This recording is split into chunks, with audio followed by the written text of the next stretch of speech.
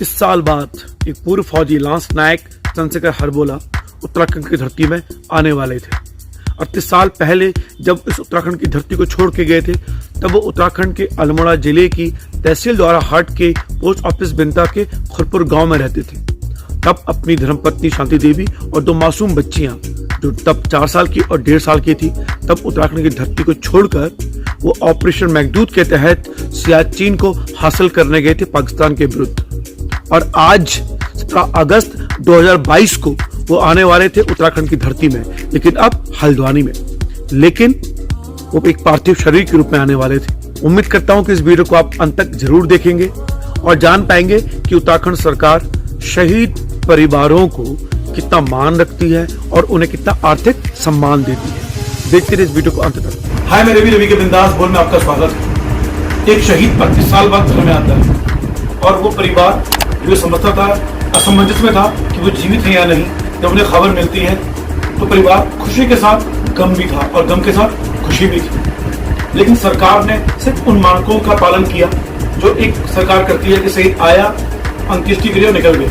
शहीद 38 साल बाद इस घर में आता है तो उसे पता चलता है कि उनकी 2 बेटियों की, बड़ी वाली बेटी की 2 बेटियां हैं और उनमें छोटी बेटी की जो मां से हालत ठीक नहीं है। लेकिन सरकार कोई मदद नहीं करती, सिर्फ ये करती है कि सम्मान रूप से जो हमारे रक्षा मंत्री पूर्व उन्होंने जो नियम बनाया था कि कोई भी शहीद तो उसके घर में संस्कार मिलेगा, अंतिम संस्कार का, वो दिया गया।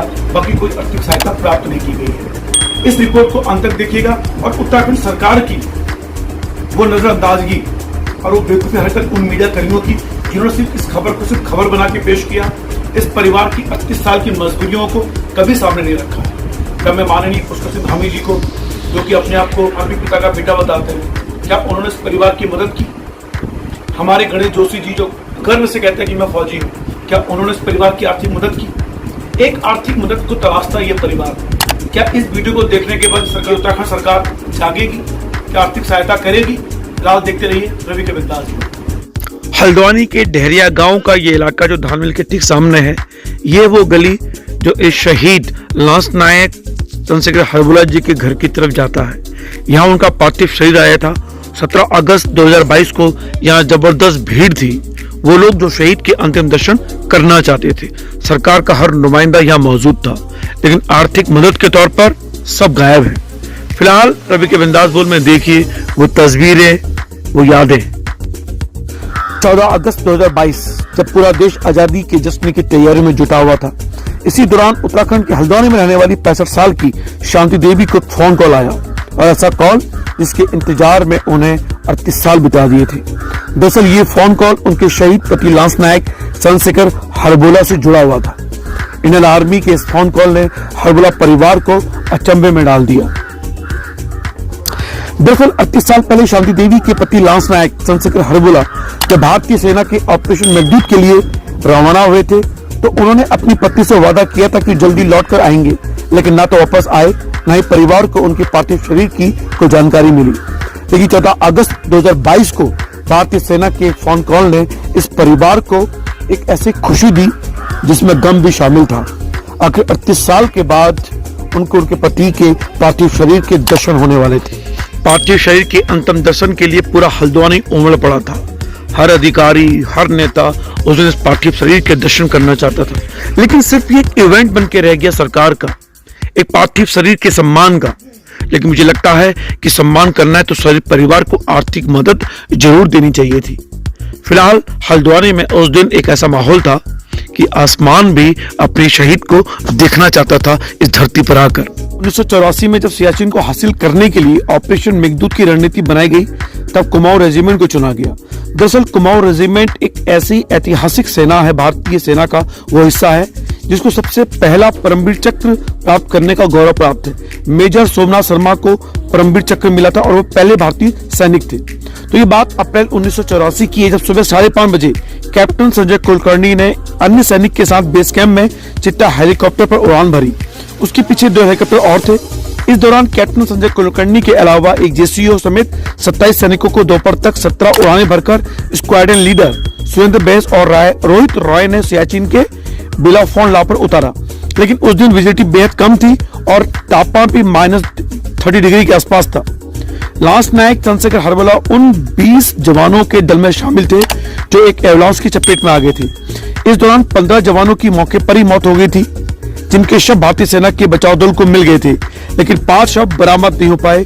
इनमें लांस नायक चंद्रशेखर हरबोला भी शामिल थे। लेकिन 38 साल बाद भारतीय सेना की सशस्त्र टीम ने सियाचिन के एक बंकर में चंद्रशेखर हरबोला के शव को सही सलामत प्राप्त कर लिया था। हैरानी की यह बात थी कि इंडियन आर्मी के वीर जवान लांस नायक चंद्रशेखर हरबोला का पार्थिव शरीर काफी हद तक ठीक था। 17 अगस्त 2024 को शहीद लांस नायक चंद्रशेखर हरबोला का पार्थिव शरीर ससम्मान उनके प्रतीक शहर हल्द्वानी में पहुंचा और इस दौरान रानीबाग के चित्रशिला घाट पर पूरे सैनिक सम्मान के साथ उनका अंतिम संस्कार किया था। एक शहीद को सम्मान देने के लिए पूरा हल्द्वानी शहर उमड़ पड़ा था, और हो भी क्यों जब वो शहीद अपनी इस उत्तराखंड की धरती पर उनके अंतिम संस्कार में उत्तराखंड सरकार से संबंधित सारे मंत्री, अधिकारी, पत्रकारगण, बुद्धिजीवीगण शामिल हुए थे। लेकिन ये सिर्फ औपचारिकतावश रह गया है। उनको जो सम्मान मिलना चाहिए था, आर्थिक सम्मान, उत्तराखंड सरकार ने उससे मुंह फेर ली। तो एक शहीद परिवार की शहादत का जो अपमान किया है आर्थिक सम्मान न देकर सरकार का, इसका जवाब आखिर कौन देगा?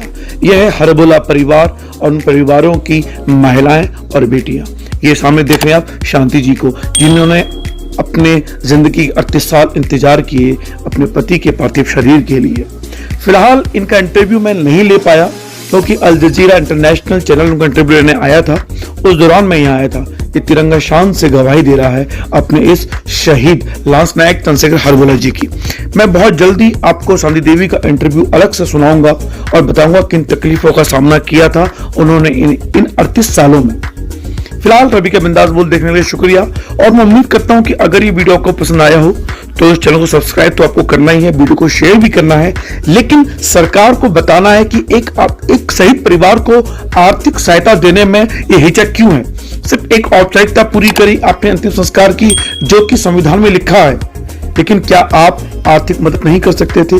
जबकि ये कि उनके बड़ी बेटी की छोटी बेटी इस समय मानसिक हालत ठीक नहीं है, इसलिए उनको रोजगार देने की आवश्यकता है। मैं सरकार से ये पूछना चाहता हूं उत्तराखंड की, अगर इनके 2 बेटे होते तो क्या उन्हें आप नौकरी नहीं देते?